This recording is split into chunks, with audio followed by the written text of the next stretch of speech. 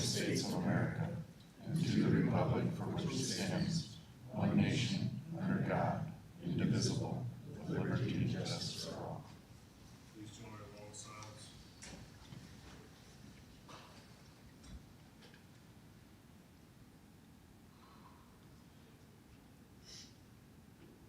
you very much. Please be seated. Remember to silence your cell phones if you have them. First item on the agenda is approval of the agenda. I'll move it. Second by Taylor. Hearing no discussion. All in favor say aye. Aye. Opposed say nay. Passes 5-0. Items 2 through 7 constitute a consent agenda of routine action items to be considered by one motion. Items pass unanimously unless a separate vote is requested by a board member. Item 2 is approval of the minutes of the September 17th meeting. Item 3 is approval of the claims. Item 4 from Human Resources includes A, approval of memorandum of personnel transactions, B, authorization to initiate the hiring process, C, approval of retiree requests to remain on the county dental insurance.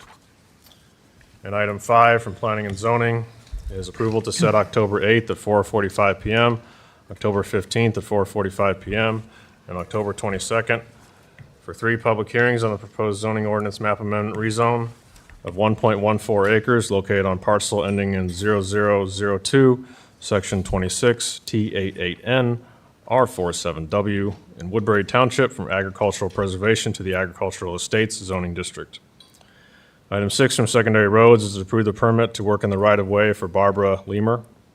And item 7 from the Board of Supervisors, Mr. Taylor, is to approve renaming the Butler Meeting Room the Dennis Butler Meeting Room.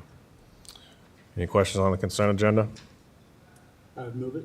I'll second the motion by Taylor. All those in favor say aye. Aye. Opposed say nay. Passes 5-0. Item 8 from Planning and Zoning, presented by Don Norton and the Board of Supervisors, Mr. Raddick, for action. This is approval to allocate $1,000 from gaming revenue in 2 days or 16 hours total of paid time off for the United Way of Siouxland Employee Contribution Campaign. Mr. Raddick, are you? Yeah, I want to thank Don for putting this together, and basically, this is a continuation of what we've done years past. It is kind of an incentive program to encourage and help contribute to the United Way.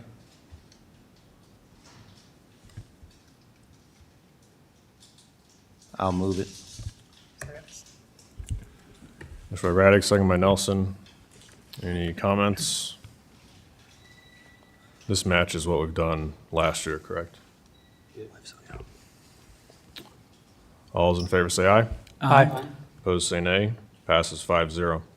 Item 9 from Emergency Services Director Drew Byer for action is to approval to move the $30,000 ARPA fund designated to extrication equipment to ARPA 24 Life Pack monitors upgrades, $15,681.80, and ARPA 25 skid unit for grass rig, $14,318.20 for a total of $30,000. Afternoon. After some adjustment after last week, got things kind of straightened out. The funds are coming out of the ARPA funding situation. The $15,681.80 goes to upgrade the cardiac monitors to newer standard instead of replace them like initially we thought about doing. I found it's a little more economic right now to upgrade them to a newer standard and then buy us some time to buy the new ones on that aspect. On the side-end unit or grass rig, we noticed after some vehicle changes and modifications a little bit, the current unit we have is starting to leak, and it was cost prohibitive to replace that tank at this time. So the option was to go with excess funds to replace the whole unit.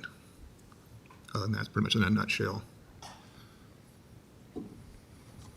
I'll move it. Second. Motion by Raddick, second by Bittinger. Any questions? Thank you. All those in favor say aye. Aye. Opposed say nay. Passes 5-0. We are ahead of our 4:45 p.m. set time, so we'll move on to item 11 from Secondary Roads. Welcome our newest county engineer here. This is item A is approval of resolution to revise the Woodbury County FY25 5-year road construction program. This is for just one project. This is for a cold-in-place recycle project on D38. And when we came to final quantities, And a little bit adjustment of price of quantities, it came in about 600,000, or not 600. What was it? Yeah, net change of 600,000 higher. So just need approval of that. I'll move it. Second the motion by Radig. And just for clarification, this paving of D38 will encompass, it's like, what, 14 hundredths of a mile that's within Anthony city limits that we're agreeing to take care of that for them now, since there's no sidewalks or anything else, and then we'll work with Anthony down the road when we do the east half of D38 in the next 3 years. And the whole thing with the no sidewalks is the ADA compliance? Correct. That we're, Yep. okay, Yep. thank you very much, appreciate it. Any other questions? All those in favor say aye. Aye. Opposed say nay. Passes 5-0. Item B is to award quote for a used tracked skid steer loader for the secondary road department. And that is, we just had one that has been giving us too much trouble to keep around anymore. So we are going to trade that in and replace it with this used one that we found.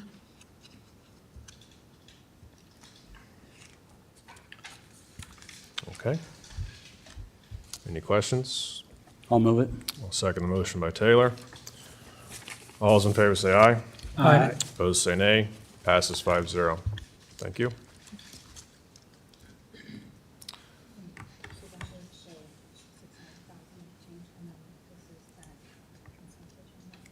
Okay, thank you.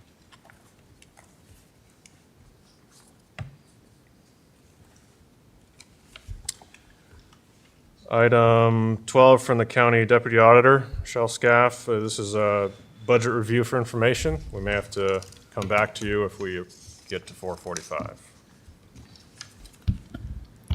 So I wanted to just get with you to talk about some of the budget items, because there's been a few requests of how much do we have in gaming, how much do we have in loss, and so forth. And Dennis managed this very well, so I've had to go through some of the paperwork to try to make sure that I have a good balance and that I've figured everything out that needs to be figured out as far as these things go. So the first thing that I want to present to you is the reserves for the general basic fund, the general sup, and the rural basic, and also the paramedics.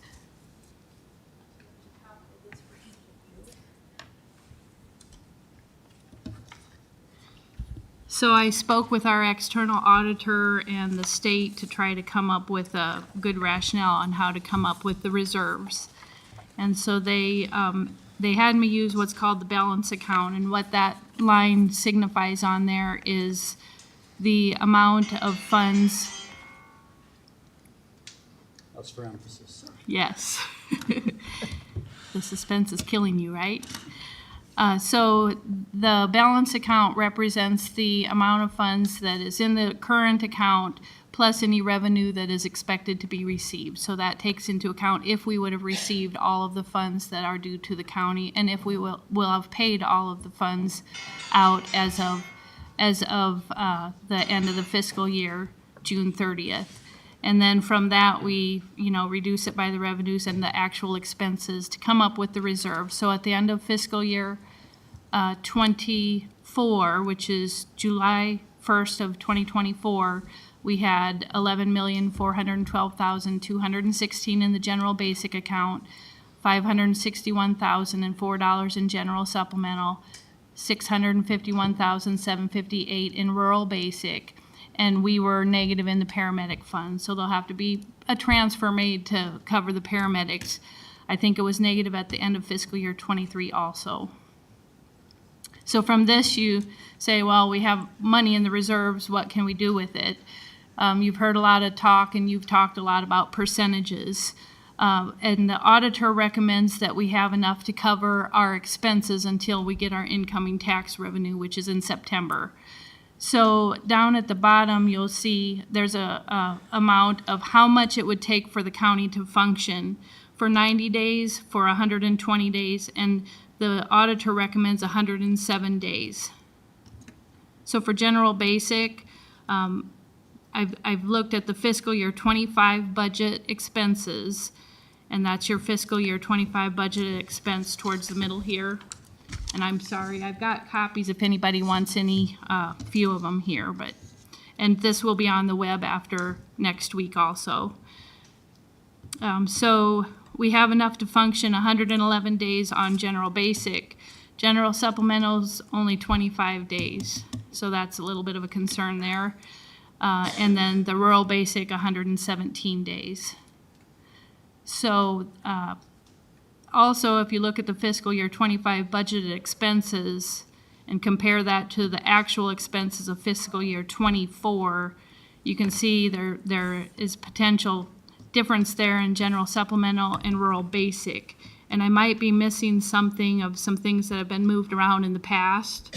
And if you guys have any information that will help supplement this, I'd be more than happy to, do the research into that.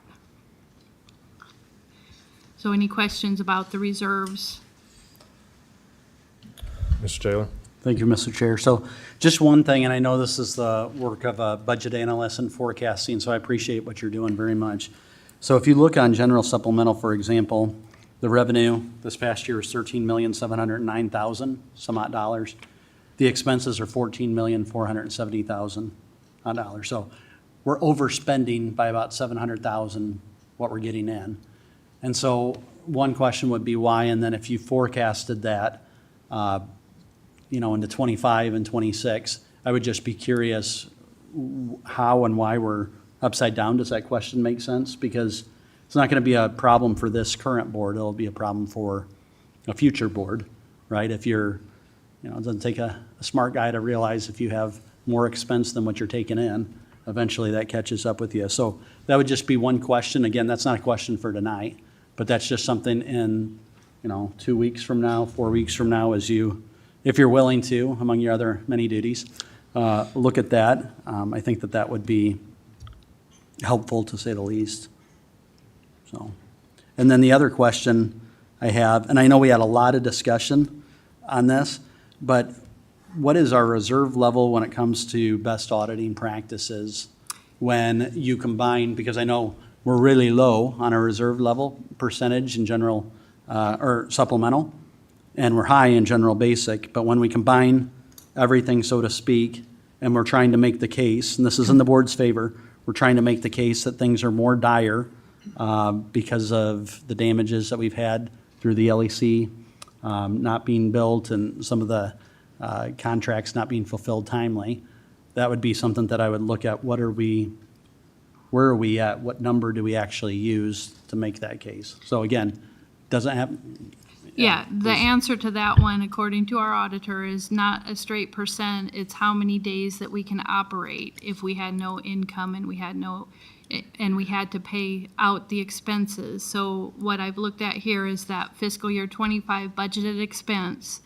Then you calculate how much is that per day, and you take it times 107 is the magic number that Williams and Company recommended.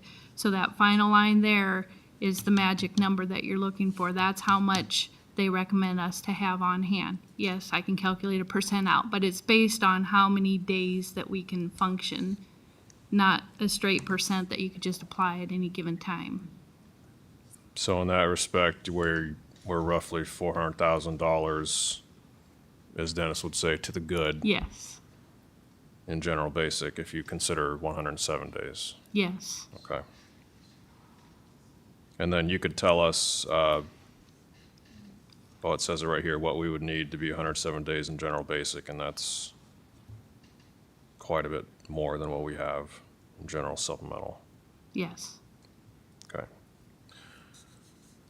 Okay, I apologize, we're at our 4:45 set time, so we'll welcome you back. Okay. Was this in the backup? No. I'll move to receive. Second? Second by Taylor. All those in favor say aye. Aye. Opposed say nay. Passes 5-0. We're now at our 4:45 PM set time. This is item 10 from Planning and Zoning for action. Two items here. First, public hearing, and then approval of the second reading of the ordinance amendments. Item A is to conduct the second public hearing on proposed revisions to Woodbury County Ordinance Number 56 including amending sections 5.2D, 6.1A, 6.2, 7, and 7.1C, which regulate commercial wind energy conversion systems in unincorporated Woodbury County. The amendments address changes to the C-WECS application process, submission requirements, siting, and design standards, including setbacks, protected areas, setback waiver limitations, as well as updates to discontinuance and decommissioning plan requirements. We had quite a bit of public input last week, anticipate the same this week. Thank you guys for coming out. If there's nothing to note, okay, there's nothing to note from the department, nothing's changed. The board, I don't think, requested any revisions from last week. So the public hearing is now open. If you would like to speak to the board on your opinion on this item, please come up, give your name and address, and Mr. Otter, if you'd please set our timer for 3 minutes according to the rules. Don't be offended if it beeps. It's just to keep things going along and make sure that everyone has a chance to speak. So who would like to go first?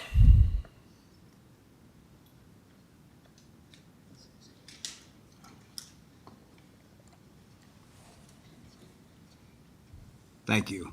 I'm Ron Steinoff. I'm 3438 Snake Trail, Smithland, Iowa, and I own land on D38 west of Hampton. And I brought this up before. I also am a realtor. My concern is I have neighbors that have asked me about not putting wind turbines in because they own an acreage. And I've said this before, I worry about their values. If you own an acreage, you put wind turbines up, it's not going to increase the value, obviously. It will help somebody else maybe that owns the land, and my fear is that that won't be somebody that will be here that will spend their money in Woodbury County. So I'm all for any kind of energy that will help us in our country, but I'm just not sure that I don't have any confidence right here. So thank you. Thank you.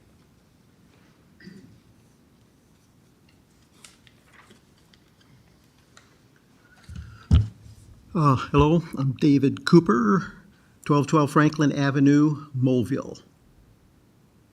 I just think that the turbines are needed. I don't know, the Board of Supervisors from the very start has appeared to be ignorant of what the global climate change is going on, that we don't need this stuff. And we do. Sioux City needs it.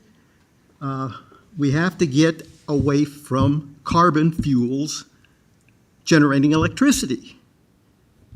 And this wind is something that needs to be used. It's here. It blows just about every day. It needs to be utilized. Sioux City needs it, and I get the impression here that you guys figure that we can get our power from Plymouth County, Cherokee County, Sac County, Ida County, someplace else, so that the people of Woodbury County are too good to have to look at a turbine. Thank you.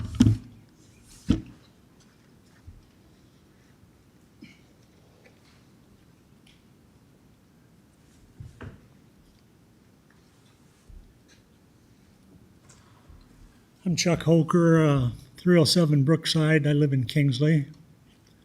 I guess my major question is, what are we doing here on the setback changes again?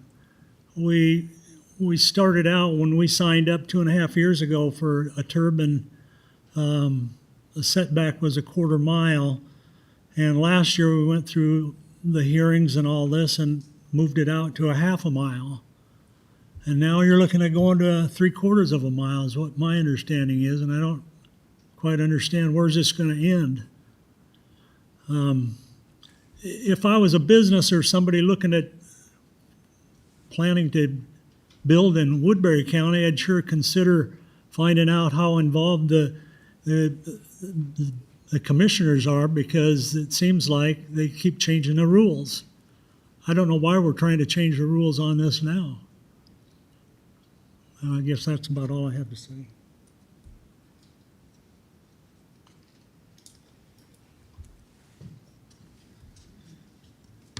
Daniel Hare, 2889 Humboldt Avenue, Hornick, Iowa.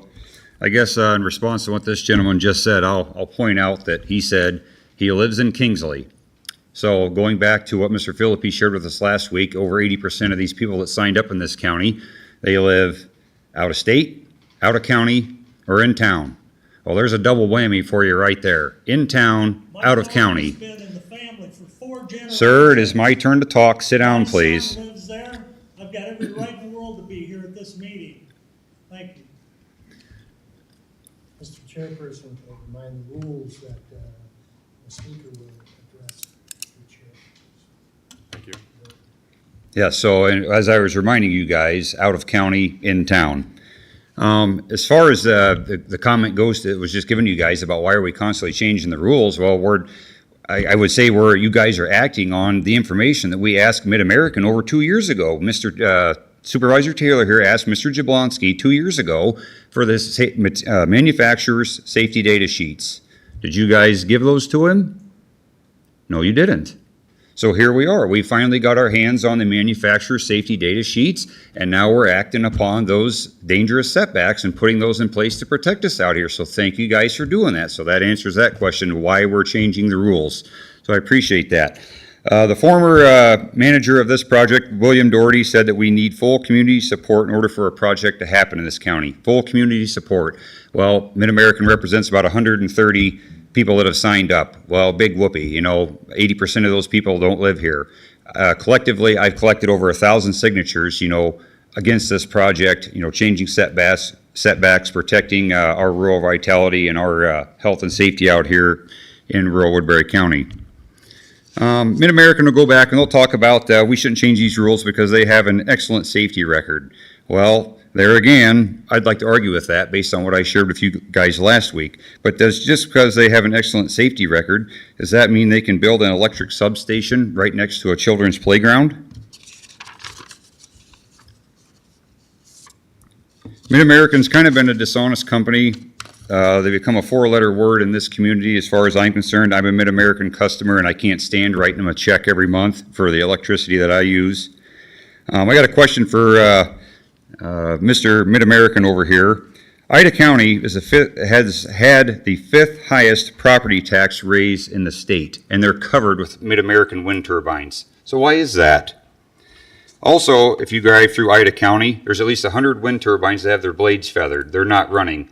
So what major safety problem is going on there that many turbines are stopped and not running in Ida County? As far as I've heard, the project size in Woodbury County started out to be 133 turbines. Then Mid-American cut it back to I believe 33 to 60 is what they said.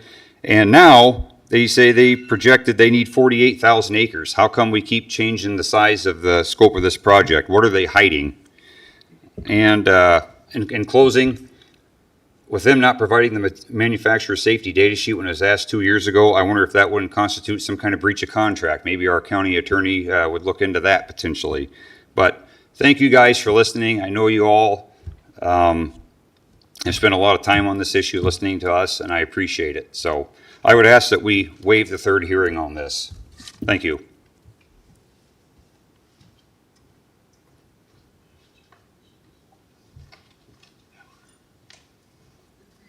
Steve Corey, Salix, Iowa. Thanks again, guys, for hearing us out. I guess I'd follow up with Dan.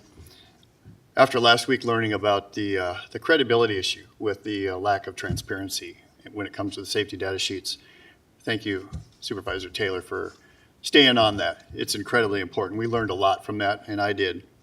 The one thing we have to understand is that we're the customer. Mid-American is the vendor. And in my business, I've supplied all the major retailers and wholesalers in this country with products. And when those customers ask me for a safety data sheet, I have to give it to them. What's wrong with this picture? That's just one. The farmers, like doctors have an oath that they take. Farmers' oath is to be a good steward of the land, I believe. Once again, absentee landowners not living up to their obligations. We learned about those facts last week. 80% of them not living on the land. Mid-America has lied to prospective landowners, we've learned, in regards to the neighbors signing easements. They've said they come in, tell the landowner, hey, all your neighbors are going to be having a wind turbine. You need to sign up. Come to find out later on, that's not the case. Too late. He already signed. His neighbors never did. So there's another lack of transparency, misleading. The CEO of Berkshire Hathaway has made it very plain. I told you guys last week. The only reason he builds these is for the tax credits. It's not even a good business model without them. Safety. I don't have to go on about that. We've talked about it already. The safety data sheets are the reason why the setbacks have been changed. That's very clear. Okay. Environmental impact. What about land reclamation after these units have been decommissioned? Disruption in the efficiency of farm operations. Death of the birds, the soil biome, insects, animals that live in the soil, the inability to recycle the blades and the concrete and everything else that has to be dug up when they go down. Impacts on our highways because of the heavy loads and everything else and all the rest of our transportation system. And then one thing that we haven't talked about is the human health hazards. It's noted, low sound frequency disruptions. They make a very, very low sound that's you don't think you can hear, but your ears and your brain pick it up, causing hearing and sleep problems and overall health challenges for the people that live close to these things. And the last but not least is the energy field disruptions. When I talk about energy field, I'm talking about the energy fields of all the living beings. We all have them. These giant turbines are actually disrupting the energy fields of the families and people that live close to these. They're seeing a decline in their overall health, immune system degeneration, brain fog, and other medical issues. I'm not making this up. It's all being logged. The last thing I want to mention is this particular article talks about the Siemens Energy, who manufactures a lot of the generators themselves. This was last year. What was the date on that? July of 2023. Up to 30% of its wind turbines could be malfunctioning. And the article in here, I'll close shortly, Siemens Energy President CEO Christian Bruck said in June 22nd analyst, the fact that we have identified more quality problems marks a significant setback for us. These quality problems go beyond what we are previously aware of, and they are directly linked to selective components at a few but important suppliers. These are the giant generators that sit on top of those. Okay, thank you very much for your time. Thank you.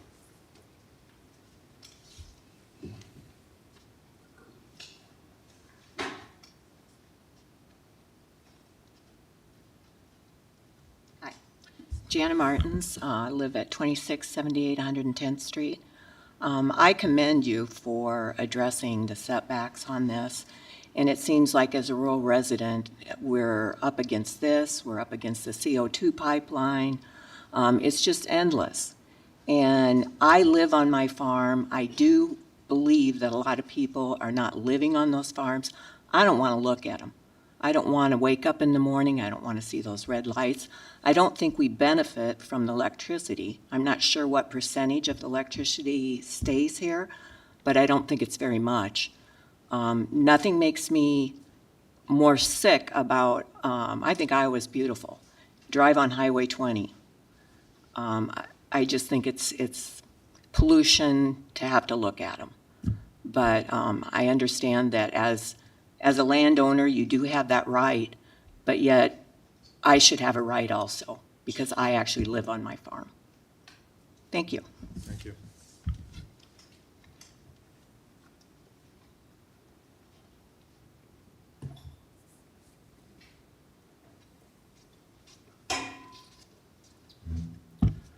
Doyle Turner, 2738 200 Street, Mobile. I want to thank you for readjusting these setbacks as you got more information. It's really disappointing that Mid-American didn't come through with the safety data sheets, but I do have a question. We still haven't seen anything from Mid-American. If their wind turbines are way superior than the safety data sheet that we have, why haven't they produced something? Are we actually not setting this far enough back? Are we looking at a safety data sheet that would be the gold standard in the industry, and Mid-American won't tell us which ones they're going to put up, and they're actually going to put up ones that are much more dangerous than the safety data sheet that we're looking at? I think that's something we should consider. I would also like to address Mr. Hoker's claim that he has a right to his property, and I agree with that 100%. The problem is when they've built these wind turbines so big that they don't fit on a quarter section anymore, the risk is being transferred to the neighbor's property. In actuality, when you look at the catapult zone and you look at the risk from the lightning strikes and things, many times the risk is actually greater on the neighbor's property than it is on the property owner that's getting paid. So this inverse eminent domain is important to stop this because it actually creates a liability for the county. The county could potentially be liable that if you do the setback wrong and you are encroaching on other people's property, the county may actually have to pony up money to those property owners. Like I said last week, I have 80 acres that is completely surrounded by one neighbor who has signed easements with NextEra. If he puts wind turbines up there, I just lost all my rights to do anything with that land other than farm it. The county does not have the authority, and my neighbor doesn't have the authority to take those rights away from me. So I agree that Mr. Hoker has rights. I'm just asking Mr. Hoker to not infringe on his neighbor's rights also. This is very egregious the way it's going on. The fact that Mid-American has never been upfront and honest with us is very troubling, and I think that we as a community deserve a big apology for going 2 years without knowing any of this information, and they obviously did know it. Thank you. Thank you.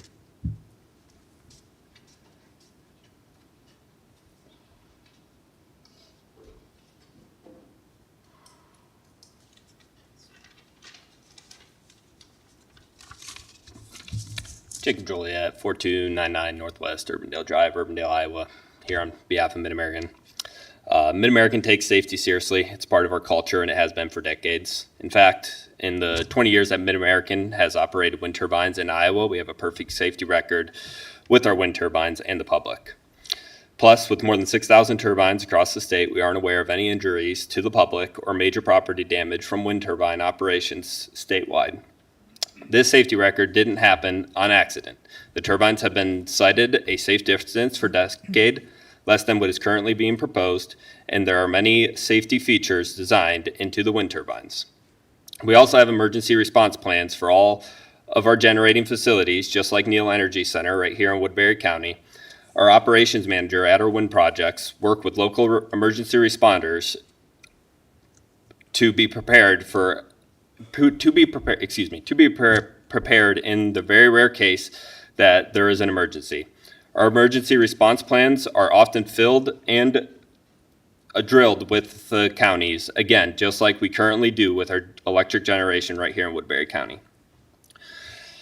What isn't filed with the original equipment manufacturer safety sheets? Those don't belong to us, and those aren't ours to share, but Mid-American is happy to put the county in touch with safety personnel at the 3 wind turbine manufacturers that we work with.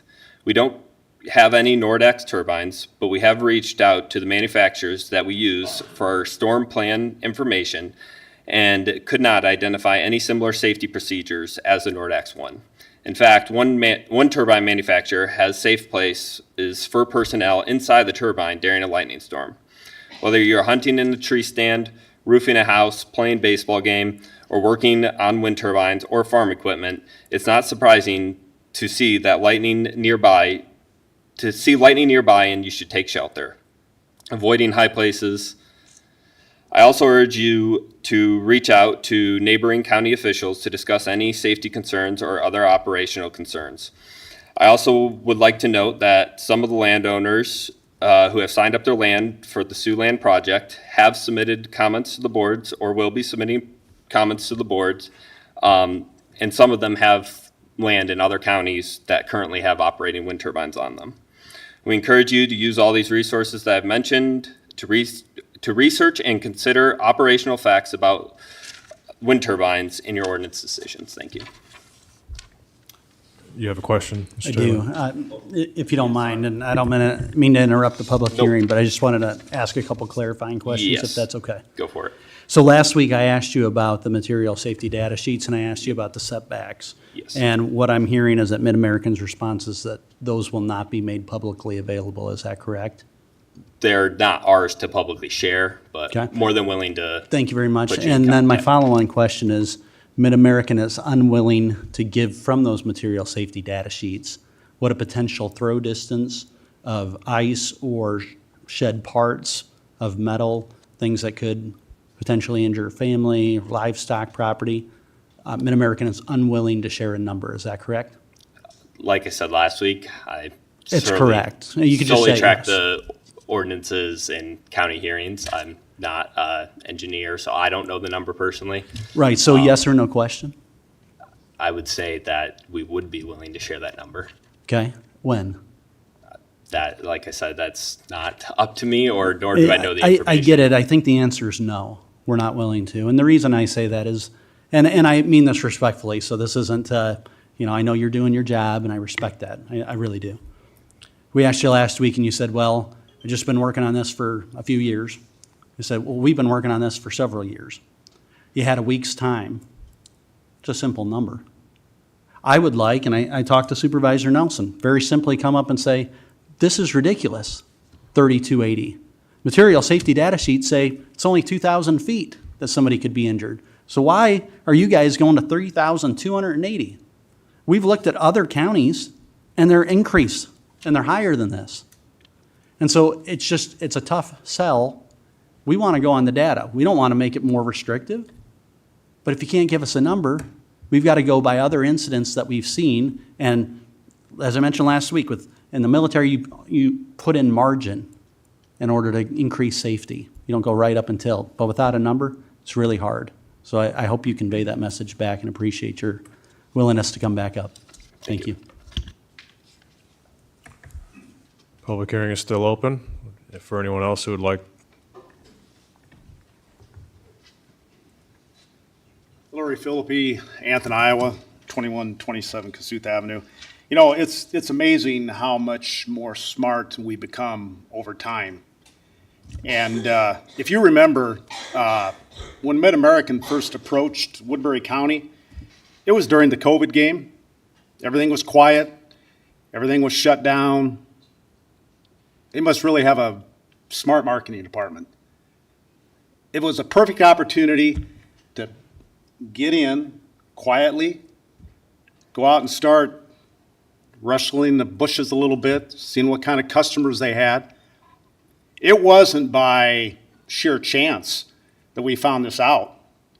It was us concerned citizens, we're talking, we hear little bits and pieces here and there, and then all of a sudden we found out what they're up to. Now back to the MSDS sheet, material safety data sheet, government employee for 39 years, that is a big deal. MSDS sheets are a big deal. We can't even go uptown in Sioux City and buy a can of spray paint because of the liability risk that lies behind an MSDS sheet. These guys right here, they're union. Have you ever seen them back up a Mid-American truck and not have a spotter? Have you ever seen them back up a truck and not chalk the dual wheels? There's a reason for that. They follow rules. They follow safety. And they're telling us that they can't provide us. It's because they don't want us to know. That's what it boils down to. So just to remind everybody, this has been a 2, maybe a 3-year journey. They attacked us when we were least prepared, when we could be prepared. They had this facility shut down. Shut down. You guys were working from home. That's what kind of company we're dealing with. Thank you very much.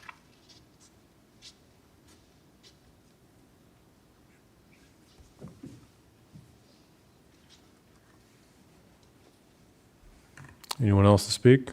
Could I make a comment? Um, I already spoke, but can I make a comment? First, I want to see if there's anyone else. Okay. Sorry. Roger Wilcox, Pearson, Iowa.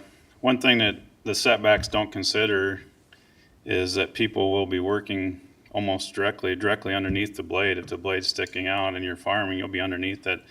I've driven around in Ida County and seen several blades hanging.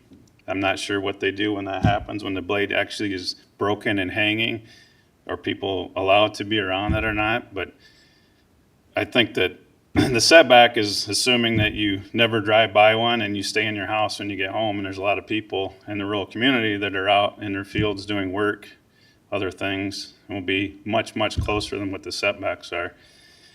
Second thing is I agree with Ron. I think that will devalue the acreages. And also I'd like to say there's been a lot of new houses built in rural Woodbury County, which is nice. Had these windmills been here, I don't think people would choose to build underneath the turbine if they could. And then as far as the comment on the power, needing the power is not going to Woodbury County. They're piping it to Minneapolis or Chicago. My daughter, she's young, she said, "Hey Dad, do we get the power if we put up a windmill?" I said, "No, it goes to Minneapolis." She said, "Well, why don't they put them up there then?" Seems obvious. But we've been in these meetings a lot, spending a lot of time on it, and I don't know why you don't get the message. We don't want them here. Thanks.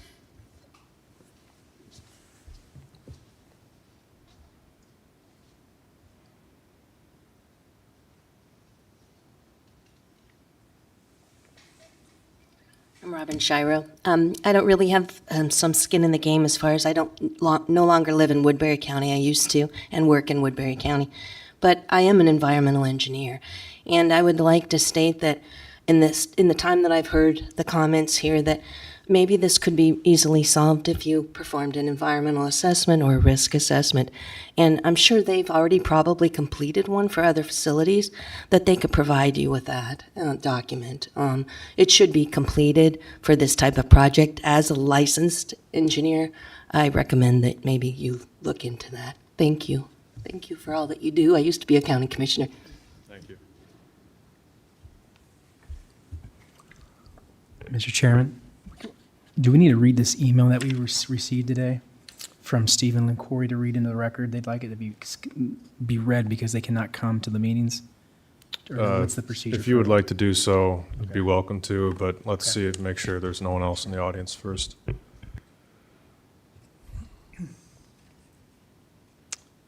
Anyone new to speak?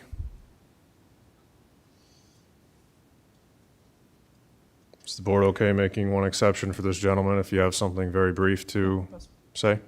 Yeah, it's the fact that the power. Very brief, sir. Just The power that's coming from these generators in Woodbury County is fed into the whole system.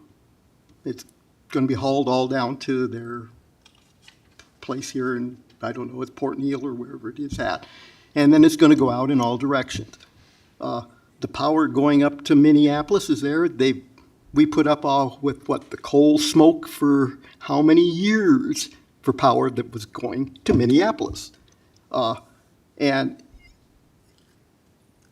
if there's a problem with the turbines that everybody is so scared to death of, you drive across the state of Iowa, you see turbines every place.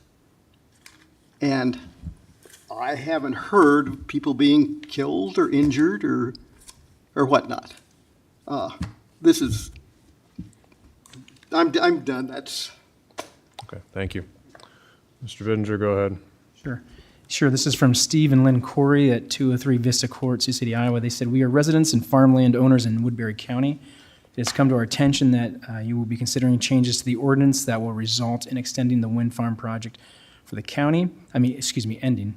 Please be thoughtful of the $2+ million of property taxes this project will bring, as well as jobs it will create. Economic development is always promised by politicians, and here's the project knocking at our door.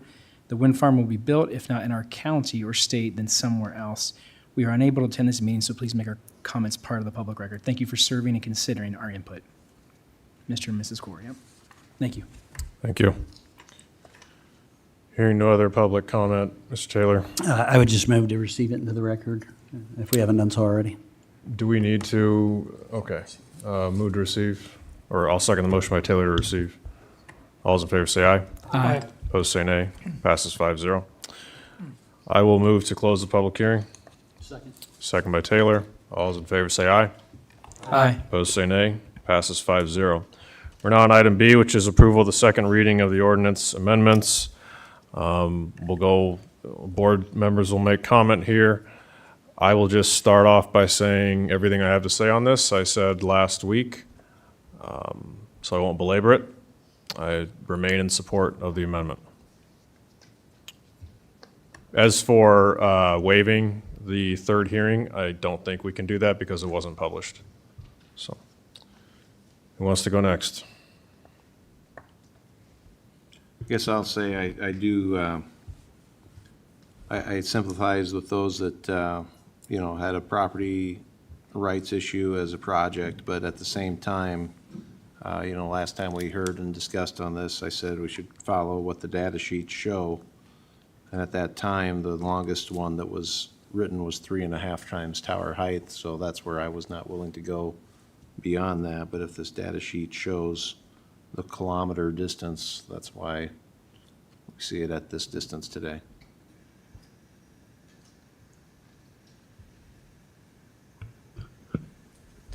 I'd like to echo some of the comments that Supervisor Taylor made a short while ago about the integrity of this process as far as the information that Mid-American has been willing to share with us. And one of the problems that I have living out in the rural areas is I interact with a lot of these people, and there's been a lot of untruthful happenings that have been going on to the people in the public regarding this project that gives me little faith that almost anything they can tell us is true. 2 weeks ago at this meeting, we had a man sitting back there where Steve Corey is that came here, and he told me that they're calling him daily. This guy could barely get down the stairs, old man. Never met him before in my life. That they call him every day. They come by his house. And what I'd like to know, I have a question for you, if you would answer this. They tell him that if he signs that contract, if he has a change of heart at any time, Mid-American will rip it up and he'll be out. And they'll agree to part ways. Is that true? Okay, because I have a copy of your easement up here, and that's absolutely not true. And that's another lie that was circulating last year among residents in the county. And I called Will Doherty, and I asked him at the time. And he said, our agents don't do that. These people are lying to you. I don't get calls from multiple people that don't know each other saying the same thing that are lying to me. I got an email, I think all of us got an email, Sunday, one of your easement holders, and I would like to read that, and I'll enter this in the record. Hello, Mark. My name is Kelly Weaver. I own 3 farms in Woodbury County, and I did sign up originally to enroll my farms in the wind farm project. Looking back, it was a huge mistake. I feel lied to and totally misled by the agents of Mid-American. I was told all my neighbors had already signed up, and it would be foolish for me not to, as I would be surrounded by towers anyway and not receive compensation. I'm opposed to the Mid-American project. Please vote to increase the setbacks. Help keep these wind turbines out of Woodbury County. I've heard this from a lot of people, that this was said to them. Friends of mine, neighbors, people I haven't met, and this has gone on since this project has started, and it has not mattered what land agents you guys have employed, they've all done it. And it's deceive us. And I think the county attorney's office, the Iowa Attorney General's office should investigate every easement here. Because I don't think a bunch of these are legitimate. And so I have little faith in almost anything that you guys say. And along those same lines, the harassing behavior, like this man said, I've talked to people that you guys have come to their place of work to talk to them about wind turbines. You have called their place of work requesting to speak to them. You have sent them phone, texts, mail, phone calls repeatedly, even if they've asked you not to. People that have been in this meeting and have spoke their opinion still get phone calls. People that have signed the 2 different petitions still get phone calls, still get house visits. A friend of mine who had turned you guys down, his co-ed daughter in college got a phone call from your agents to see if her dad would be interested. It's just not appropriate. It's menacing behavior, it's harassing behavior, and it's wrong. And I've sat down with you folks a year ago and talked about this at a list of names, and it really hasn't stopped. I have little faith in what they say. I don't believe really anything they say, and I think all these easements in Woodbury County should be gone through by an attorney and seen how many of these are actually legitimate. Thank you. And I will be supportive of this amendment.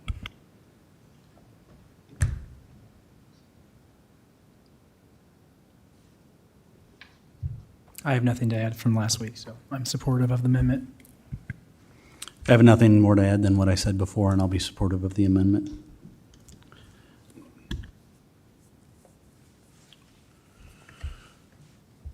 Hearing no other discussion, I'll move approval. Second. Second by Taylor. All those in favor say aye. Aye. Opposed say nay. Passes 5-0. Thank you. Our third and final reading will be next week at 4:45 PM. We'll return now to item 12 from Dr. Scaff for information, the budget review. I've got a couple more documents if you want to wait to receive them until you have them all.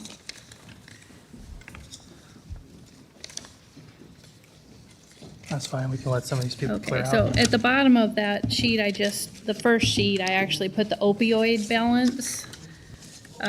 Current balance cash on hand is, after the $150,000 that was allocated, is $1,549,000. Just as a reference there for the opioid. I'm still kind of researching on how much is expected because I think it was like 1.9 originally. Does that sound about right? Did you get any of that documentation, James? I think that sounds about right. I wasn't the direct recipient of it, Michelle, at the time. But I think that if memory serves me, I think that's about right. Okay. And as far as I know, there's just the $150,000 that has been allocated so far. So gaming and lost is next.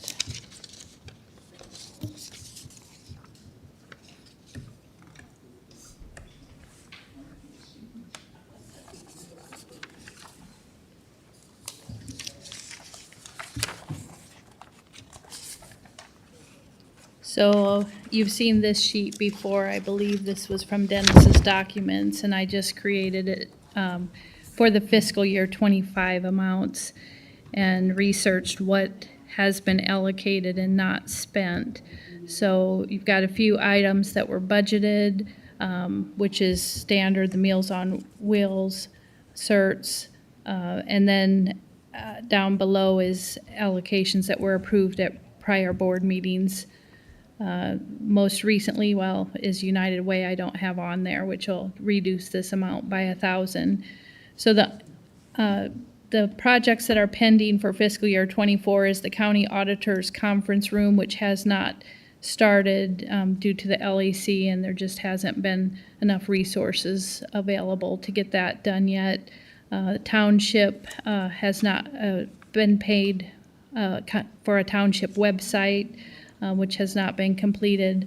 There's still some allocations remaining for Climbing Hills emergency repairs, which are planned on being expended. And then the prior approval for the Dennis Butler meeting room and now United Way. So the remaining balance in gaming, it will be $281,376 after tonight's meeting. I don't know if you recall anything that I may have missed on here, but that's what I came up with on the research that I've done.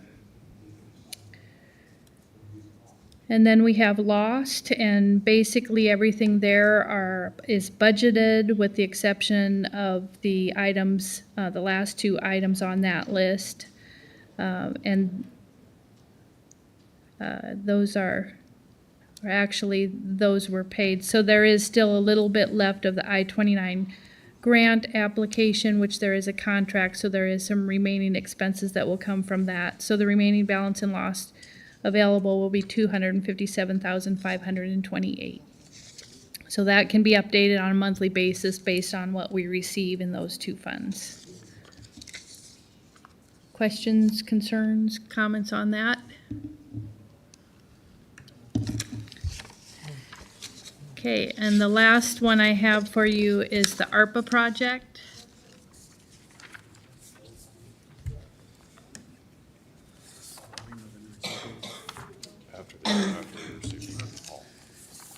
This may have been covered at a meeting that I missed, but I did review that meeting, and I reallocated the funds in the software to match what you approved at the meeting about a month ago or so. So this has each project that was approved, and I'll be adding ARPA 24 and ARPA 25 based on tonight's decision to redistribute the $30,000 for EMS. So if you just look down the budget remaining column, you can see which projects are remaining. Conservation, they're expected to expend all of that. ARPA administrative fees most likely will be expended. I know we deallocated $20,000 and moved that after the meeting a month ago. Justice Center furniture, and then the emergency services, and the sheriff Bearcat is still pending payment.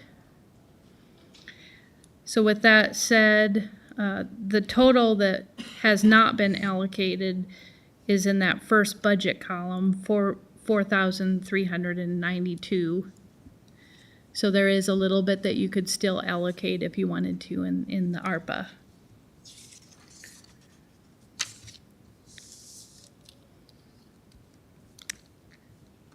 Questions?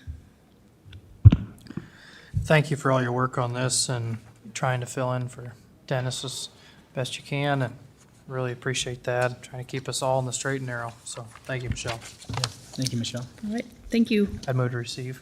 Second. Motion by Nelson, second by Taylor to receive the two recent documents into the record. All in favor say aye. Aye. Opposed say nay. Passes 5-0. Any discussion on these documents? Can someone remind me, when does ARPA money have to be spent? I know it needs to be obligated by December of 2024, but, I believe it's the end of 2026. okay. It has to be spent, but it has to be assigned by the end of this year. Okay, Once it's assigned, it has to stay in that expense category. all right, thank you very much. Move on to item 13 from the county sheriff for action. This is approve a budget amendment up to $15,000 to cover the purchase of equipment to come into compliance with federal regulations related to CJIS systems and to utilize the funds from the leftover medical fund to cover the expense. Good evening, Supervisors, Sheriff Sheehan. Just to address one of the points from when Michelle was up here, I don't remember exactly what we had budgeted in the sheriff's office for revenue, but the fact that the jail has been delayed, I think that revenue amount would be fairly significant from what we had budgeted, and it might actually make up that difference that I think you were talking about, the $700,000. Now, I never saw any of the sheets, so I don't know where all that money was coming from, but just a reminder. Probably about $1 million of it. Yeah, but just a reminder that there would be some of that not there, so just wanted to point that out. As you're looking for things, Michelle, that might be one of the places to look, is some of our revenue. So the item that I have before you this afternoon is, we were contacted by WCICC several months ago in reference to some new mandates that have been put out by the federal government as it relates to their criminal justice information systems. And basically, every user that we have and every computer that we have utilize the CJIS. Even our clerks who are doing background investigations for weapons permitting and everything, they now mandate dual authentication, and you can either do it on a phone or you can do it through this thumb drive app. The phone issue becomes an issue for us because I don't know that we provide phones for any, and if it is, it's very few people. So we can't make them put the app on their personal phone. So this is a kind of an unfunded mandate that the federal government has put on us that we have to come up with. I say up to $15,000 because we believe that we can get by with about 125 to 150 of these fingerprint USB plugins to meet their standards. But in case we end up needing more, I've given it a little cushion. And then I don't know if you saw it in the financial impact, our ACH reimbursement for unused funds, which is the company that handles our medical. And I apologize, I forgot the check on my desk at the new LEC. But that check, I'll bring it in tomorrow and bring it to the auditor's office. It's for $82,945.04. So I would just my recommendation would be that you just allocate that 15,000 of a budget amendment from that money, and whatever that balance leaves, 66,000 and change. Ms. Taylor? Thank you very much. I'm completely supportive. I just wonder if we should do $4,392.88 from ARPA and the rest there. I mean, just, to me, it seems like a logical use, and you might as well help, even if it's a teensy bit, the reserve level for you all next year. But you also have $245,788 not expended furniture, fixture, equipment funds. But obligated though, right, or no? I thought that Well, was. it's obligated for furniture, fixtures, and And, equipment. and That's what this is not a mandate because we're in the new LEC. This would be regardless of whether we were moving into the new facility or not. Right, I'm just looking at, we've got this little bit left over that we Yeah. haven't spent in ARPA that by December is gonna run out. I'll stay in my own lane. The finances is that's your guys' deal. It makes no difference to me. I'm just letting you know that we're Well, it says here to approve a budget amendment. We're not doing that tonight. What you're doing is just asking permission. You're notifying the board that you're going to make this purchase. Yes. And if the board wants to, they can identify where those funds should come from at this point. Otherwise, you just approve the purchase. But is there we could say Yes. from this amount? Yes. That's just an idea. I mean, I don't know if there's another good ARPA expense out there that you're gonna find for 4,300, so. But yes, thank you for the clarification, because the budget amendment will come at a later point. So yes, I worded it incorrectly. I don't know what y'all think. I'm just throwing it out there. I don't have a dog in the fight. No, I'm fine with it. There's just a little bit left. You can just use it up and then it's done. It's ARPA 0 and then it's closed out. So I agree. I'm fine with I that and agree. then fine with everything you're saying. So To clarify some of that, the one category that might have some more funds before the end of this calendar year is the ARPA auditing line item. I believe it's a project for a consultant. If we don't have an audit or we don't need those funds, then we'll need to make sure we reallocate those by the end of the year. But at this time, that's why we have some built up there as prevention measure, but I'm fine with allocating the rest of the ARPA funds unallocated for this. And we should probably, moving forward, get some kind of report. Conservation has 33,000 left over. Is that project done? Should that excess return to be reallocated? Of course, ARPA administration fees, and then the Justice Senator FF&E is the big one. So obviously, the Bearcat is going to be the price, and the extraction equipment is going to be that price, so. Excuse me, he asked a question. Did you want to address one of those? You look like you had an answer. Yes, all of these, that the budget remaining in ARPA, those departments have been contacted recently and they believe they're gonna expend the entire amount. About a month ago, there was a motion item that there was money moved to the furniture, fixtures, and equipment line because there's a need for that, and that's planned to be expended. So there is no thought that there's gonna be anything extra in any of those lines. Thank you. Did you have a question, Mr. Taylor? I think that answered it. Okay. So I would move to approve a budget amendment to cover the purchase of equipment in addition to the $4,392.88 from ARPA. I'm not sure we can, Is that, I mean, all you're saying is you're going to approve it. right? a budget Then he can amendment go forward He's and just do can't it. be approved notifying you tonight. that Yeah. this was Yeah. done in his budget. That's all. But I'm sneaking in the ARPA thing. Is that okay? All right. And I'll wait for a second if there's one. Motion by Taylor, second by Radig. Is it clear on the motion? Any questions? All right, all those in favor say aye. Aye. Opposed say nay. Passes 5-0. Thank you, Joe. Thank you. Item 14 is reports on committee meetings. I just had one for last week. We had a Soil Water Conservation Board meeting. We fund the watershed technician that is out checking out water control structures, dams, 638s, waterways, that sort of thing. They are currently hiring for that position. We had hired a very good young man that was with us for about a year, and he's moved on to something good, something better, I guess. So we're disappointed in that, but we're currently hiring.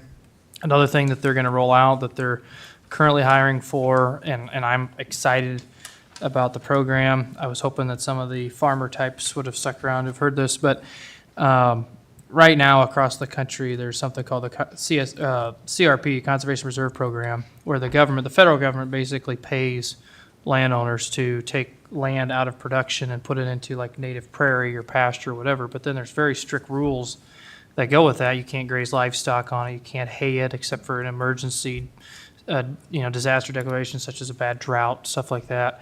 And it's just not been a wise use of tax dollars. And it is aided into the absentee landowners.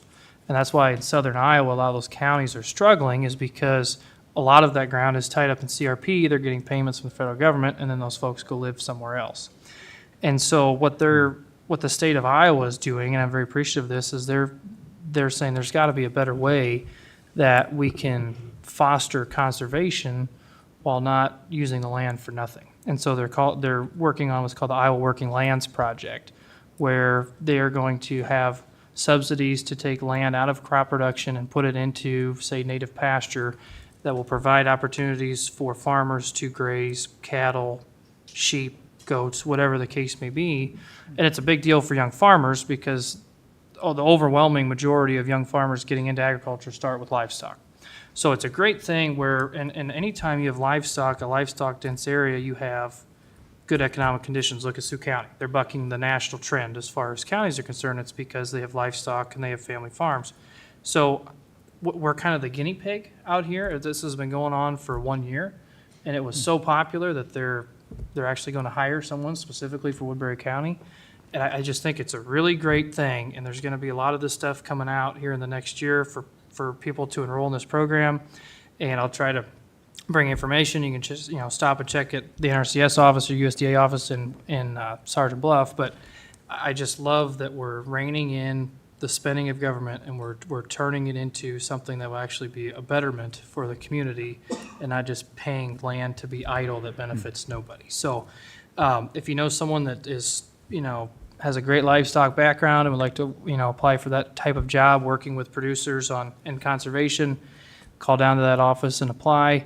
Otherwise, please check into some of the programs. I think it's going to be very beneficial, especially if you have young livestock producers or you're trying to get somebody started. So that's all I have. Thank you.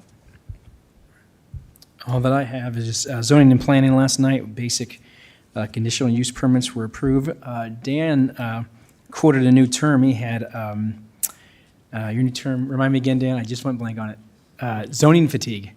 Yes, we were looking for input on energy, on nuclear energy, and it was just me and the commission up here. So Dan coined the term zoning fatigued, and so no input from our citizens on nuclear energy, and just hearing about their concerns. So, and then just with the Siouxland Human Investment Partnership, one of the underdirectors from HHS came and just gave updates on the realignment, and the main concern was just reporting systems, computer systems need to be updated, and training because they're having issues inputting information, as you can imagine, with a whole massive realignment. So that's it that I have. Thank you.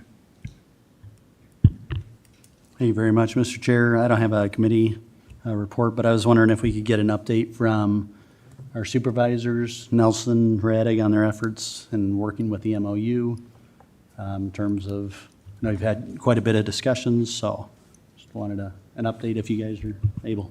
Yeah, I guess actually I forgot we had LEC meeting this afternoon, so I can talk about that too. And I had one other thing, Western Iowa tourism, so I guess I'll stay here well. Our plan is to have an agenda item next week to authorize the MOU process. Keith and I have both been in, Supervisor Radig and I both. I'll say we're kind of in disagreement on that, because I already think the process is authorized, and even if you look at our minutes that we approved today, it suggested that we were to continue negotiating an MOU And we were supposed to receive an MOU from the attorneys union, which we did on, I believe, Wednesday. So. Yeah, Wednesday or Thursday, one of the two, yeah. It was either Wednesday night, I don't remember exactly, but it gave us time to go through that and bounce a few questions off other people involved. And so I think it was like Friday morning, I had an item on request for the agenda.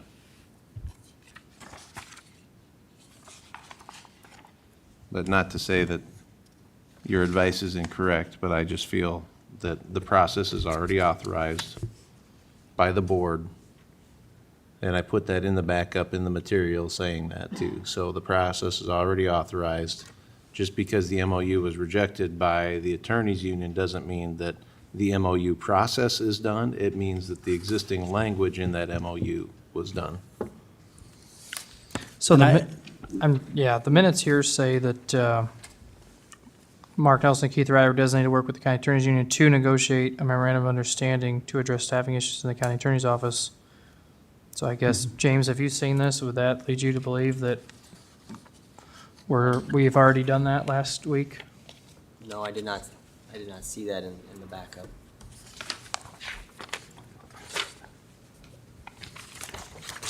I guess, just so you know what I'm referring to, and the board today approved minutes that said exactly what Mark just said, motion by Taylor, second by Nelson, for Mark Nelson and Keith Raddick to work with the county attorneys union, and I highlighted this, to negotiate a memorandum of understanding to address staffing issues in the county attorney's office. So I just wanted to make sure, if there's any doubt, it's unambiguous, that the board already made that motion last week, and it's clear that whatever talks you've been having were completely authorized by the board, and no new authorizations necessary, because unless Well, then in Pat wants that to- case, we could have something on, Keith, for Tuesday that would authorize an MOU if one is done, which I believe that we are very, very close to having that done, and I think it will be by then. So I guess we'll have that on the agenda for next week. Appreciate the update. Thank you. Law Enforcement Center, we had a meeting this afternoon. Again, we're going to continue doing those every 2 weeks. However, there's a calendar change. We're going to have a meeting on October 15th. Typically, the 2-week meetings would fall on October 22nd. And we're doing that because that is the final completion date, is October 15th. And so we want to have a meeting on that day. There really wasn't much to talk about. The roofers are there working on the roof. They started on that yesterday. Believe they are well on schedule as far as getting that accomplished for the final completion. We are still working through testing balancing issues, waiting on a Troba. And so we'll continue to work on that as best we can. Our outside mechanical engineer, Corey Metzger, has been very involved in working through that. We talked about the LEC open house and tour that took place last Wednesday. We're estimating with the VIPs, probably somewhere 650-ish people through the law enforcement center. I hopped on several tours with several of our guys. They did an excellent job. There was a lot of questions, a lot of great comments. I think everybody left feeling very positive about what they saw.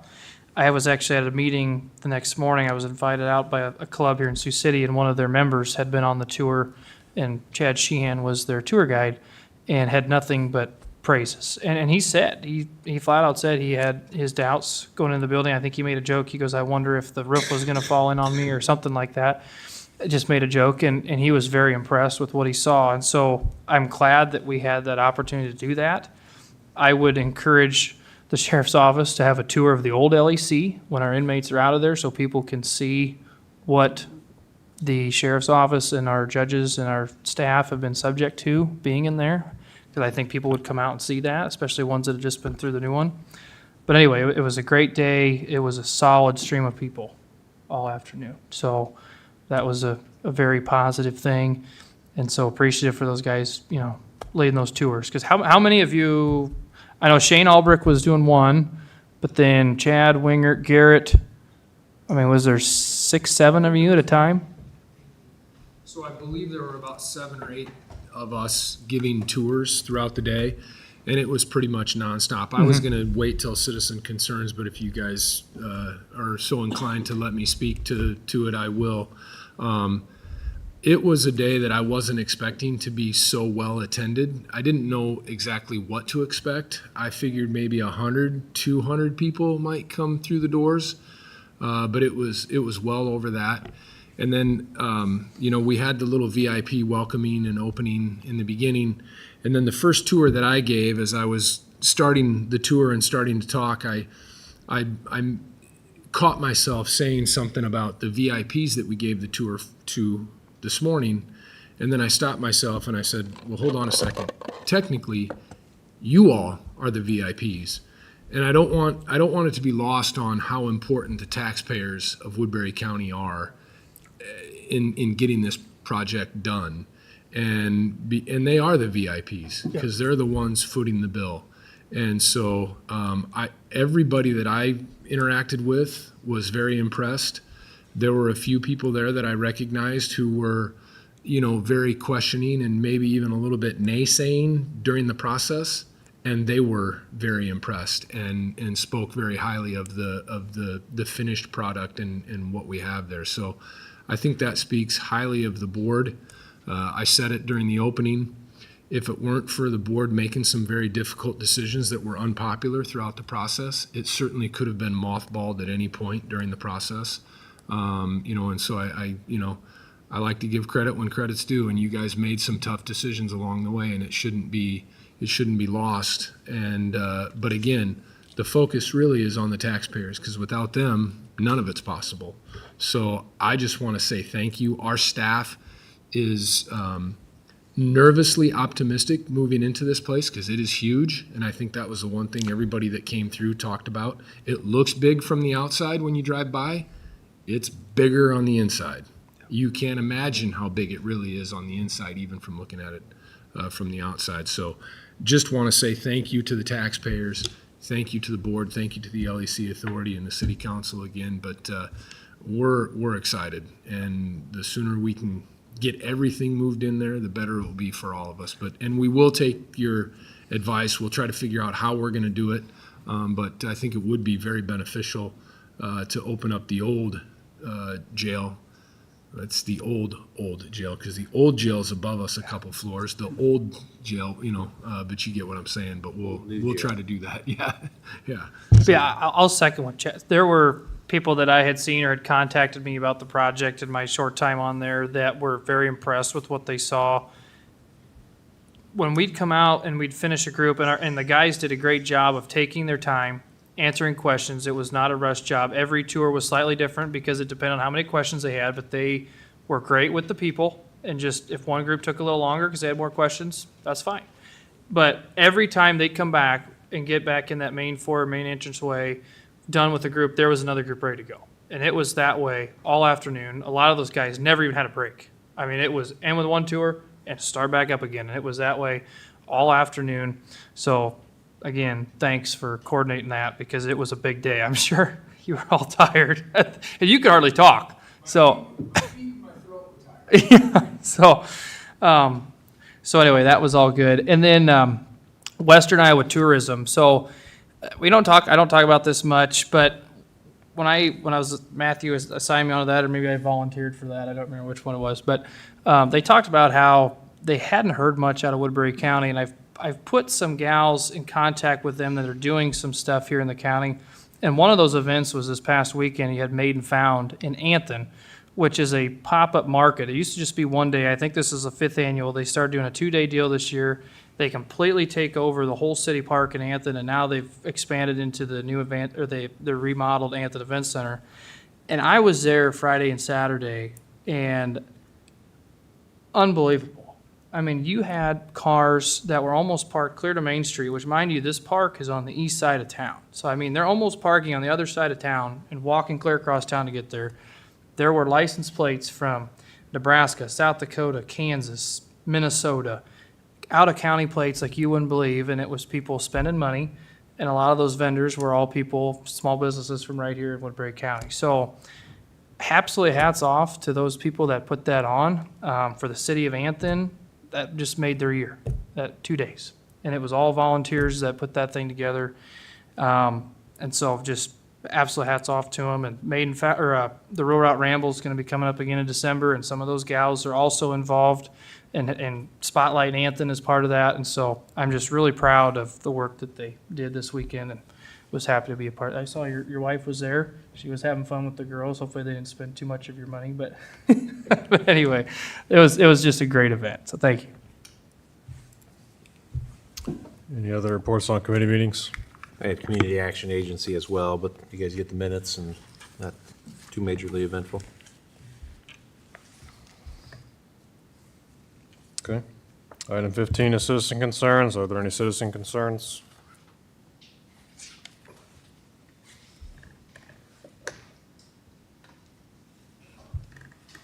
Trevor Brass, County Attorney's Office. I just want to say thank you for the better tone and better progress in negotiations with the union. I think when we tone down the rhetoric and just sit down and see what we can agree on, what we can't, things move a lot smoother, and they have been.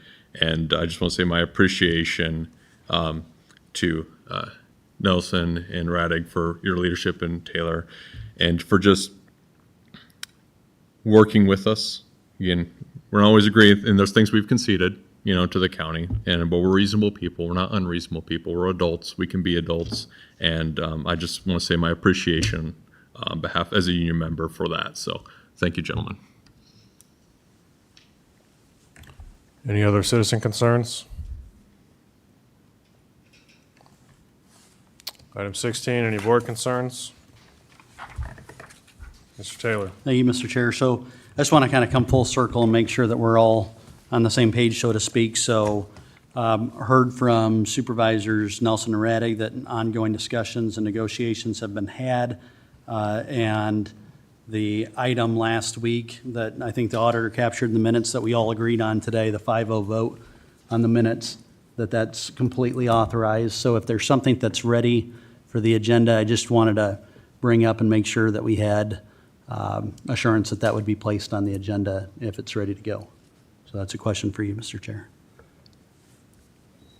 Not going to deliberate on this Okay. right now. Well, not deliberating on the topic itself, but asking if it would be on the agenda if it's ready. Well, I was asked previously about a hypothetical item, so when I receive the item, then it'll be either approved or not approved. So I have a question for our auditor. So our bylaws contemplate when there's a consensus or a majority of the board directing the chair to place something on the agenda. So it's kind of a chicken egg catch-22, because sometimes people will invoke, you can't deliberate. Well, if, for example, and I don't know this to be the case, but the chair says, I don't want to put that on the agenda, then you come back and you say, well, it's not on the agenda, so we can't deliberate. So how do you handle, or how would a consensus or a majority essentially compel a chair if that's necessary? I hope it's not, because the majority should be respected, but. I think I'm sorry, I'm hard of hearing. That's okay. But what I think you're just asking is how that would occur if somebody wants something on the agenda without deliberation. I think the rules or the bylaws are there, so I would think that the bylaws, you can apply the bylaws. The saying is that some supervisors can move, and I think you would be able to have a vote. If you wanted a final answer on that, maybe you want to ask the county attorney. But that's the way I had envisioned it when I originally put those together. And that's very helpful. So even though, so I just want to make sure I'm clear on this, as the parliamentarian to the board.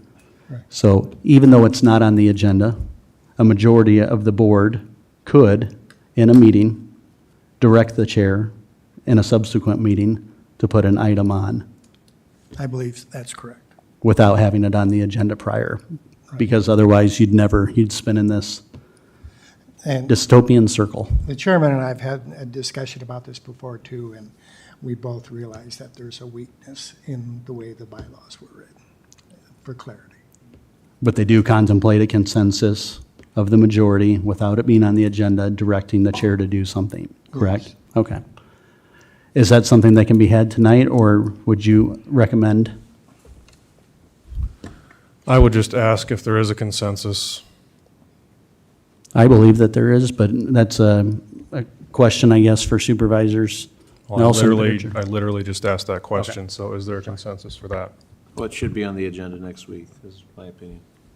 Yeah, I think if we hear back from the union with something to present, which I believe we will this week, then we would absolutely want or would have something on the agenda for Tuesday. Okay, very well. Thank you.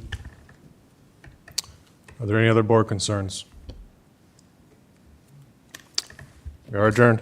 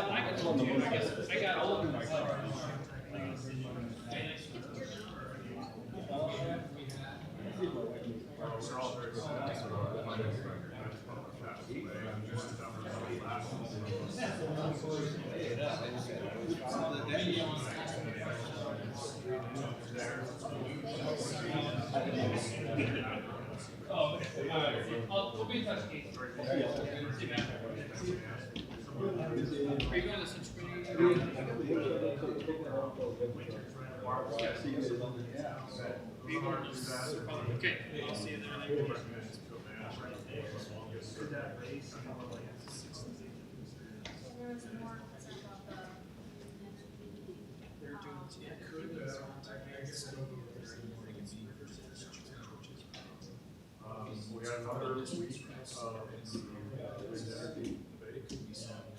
really the county board is united here. United with our citizens. The further setbacks are massive winter, given updated safety information.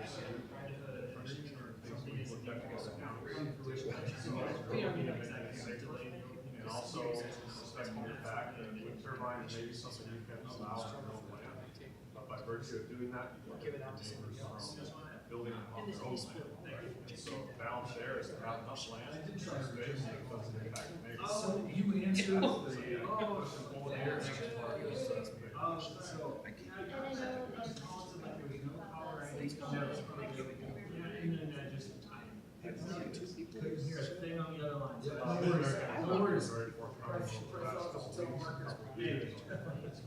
I wasn't trying to sell you car warranty. I appreciate it. I got the answers to questions for you, Chad. Thank you so much. So, I was hoping to ask about the allocation and also if you and Jeremy Tim was in the very good. It does, doesn't it? Also,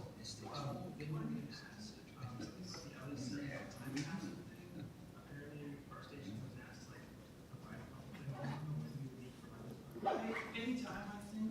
They have installed a TCU drop off. Yeah, talking for a while, we appreciate it.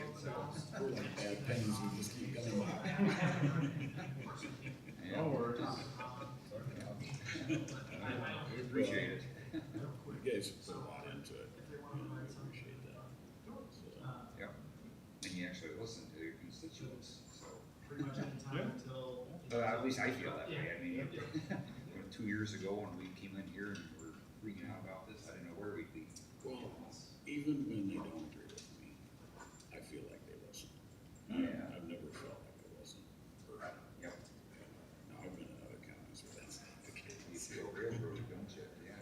Some of these, especially some of those street counties. Those are the bad.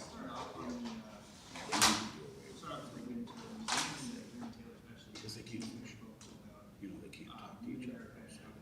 And I've been in illegal meetings with three people. Especially talking about the safety with the three of them. They don't even close the door. Oh my goodness. All right. Hey, have a good one. See you, man. It's been an ongoing saga before I got on board. The county has a responsibility to enact ordinances whether that's to protect its persons or property. And it's laid out in the comprehensive plan that was passed earlier this year for green energy systems that we have a right to regulate that. And so when we got a petition from citizens of the county 2 months ago, we decided to act on that once again. And 2 years ago, prior to my time on the board, Supervisor Taylor had requested manufacturer safety data sheets from Mid-American. What kind of safety things do we follow? And if they denied that 2 years ago, and so for 2 years, we have not, the board have not been able to see that information. And so when we were asked 2 months ago to reopen this, in our staff searching, our searching, looking at other county ordinances, we found that other counties had gotten their hands on safety data sheets, and other counties had enacted similar ordinances to what we're looking at doing right now. And so that's really what the gist of this is about. It's about safety. If workers are subject to certain safety standards, then we think our people should be as well, especially since we're not typically training at all like technicians and government service would be. And so that's really all we're asking. And the data, the numbers, the setbacks that we're presenting are straight out of those manufacturer safety data sheets. And so we're happy for the public input that we've had the last 2 meetings. There was a lot of different faces last week and a totally different crowd this week. And so those are great positive things. Anytime we can get people to meetings and participate. And it sounds to me like a lot of your guys' concerns could be at least put to rest if you were able to get your hands on the safety data sheets. If you've seen other counties get them, why do you feel like that the Woodbury County Board hasn't been able to get that information? Well, there's 3 manufacturers worldwide that make these things. One company has been willing to release that, the other 2 have not. And so that's been kind of the rub is what's hiding and what's interesting in our research and our staff's research. It's like it's national secrets to get this stuff. And so it is concerning because it's like what's really in there, are we too far? That was a question asked tonight, or are we far enough? Those were 2 things raised, and all we can do is look at what we have in front of us and try to go on with that. And it seems like the board is across the board, no pun intended on that, pretty much in agreement with this amendment to just kind of keep that going down the road. Is there anything that Mid-American can do pretty much in this next meeting, you think, that might turn the tides, or do you feel like there's a lot of just too much stuff on this one side to keep you guys on that side of the amendment? It's hard to speculate on what could happen at the next meeting or what anybody would do. Just speaking for myself, the outpouring on one side of the issue has been very prominent.